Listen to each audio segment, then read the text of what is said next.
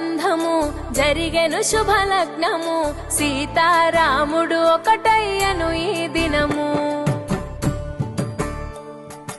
7 అడుగుల పయనము ఒకరికొకరు సొంతము కలిసి మెలిసి సాగను ఈ జీవితము